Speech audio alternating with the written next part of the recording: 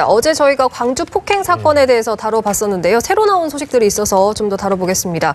어제까지만 해도 피의자 7명 중에 3명만 구속을 하고 나머지 4명은 불구속 수사를 진행을 했었는데 그런데 오늘 2명에게 추가로 이제 구속영장을 청구를 했습니다. 이렇게 뒤늦게 청구한 이유가 있을까요?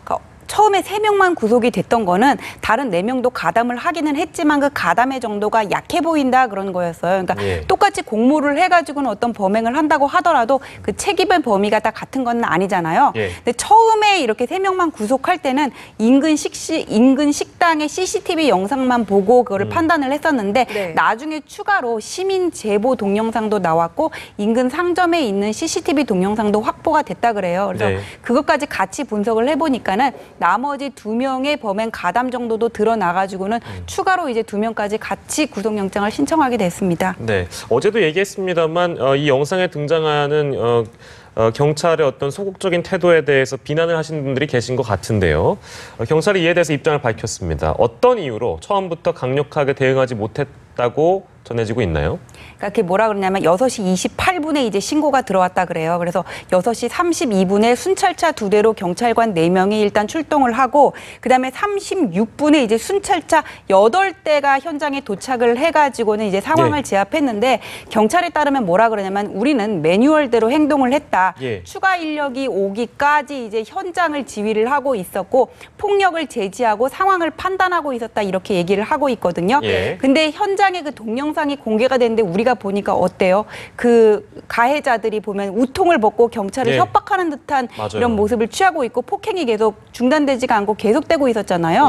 이런 걸로 보면은 아니 저 경찰이 겁먹은 거 아니야? 이런 생각도 든단 말이에요. 현장의 매뉴얼이라는 게요. 이게 사람이 구타를 당해가지고 쓰러져 있고 문신을 한 사람들이 주위에 있으면은 그 상황은 뻔한 거잖아요. 상황을 판단하고 뭐하고 할 시간이 없었어요. 현행범으로 테이저건 같은 걸로 바로 제압을 하고 현행범 체포를 할 수 있었는데도 이게 시간을 벌어준 셈이 됐고 그동안에 만약에 이 피해자가 만약에 사망이라도 했으면 어쩔 뻔했어요. 그래서 경찰에 저렇게 매뉴얼대로 행동을 했다는 식의 얘기는 그냥 지금으로서는 궁색한 변명같이 보입니다.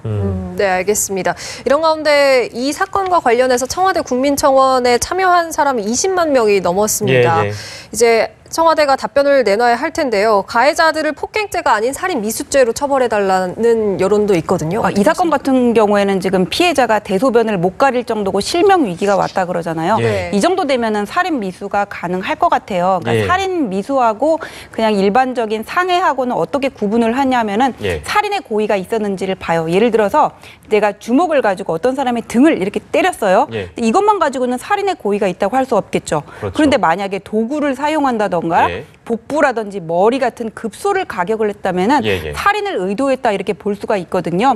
그래서 지금 이 피해자분의 상태를 좀 더 이렇게 분석을 해가지고는 어떤 신체의 중요한 부위를 구타당했다 이런 흔적이 나오면은 그때는 살인 미수 적용이 가능할 것으로 그렇게 보입니다. 네, 살인 미수죄를 적용하기 위해서는 그러니까 살해 의도나 어떤 고의성을 입증하는 그 여부가 관건이다.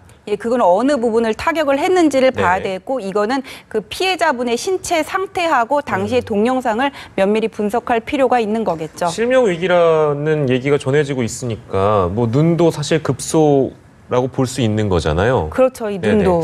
그러니까요. 저희가 좀 더 진행 상황을 지켜봐야 될 텐데 살인 미수죄로 처벌할 수 있는지에 대한 여부도 저희가 좀 짚어봤습니다.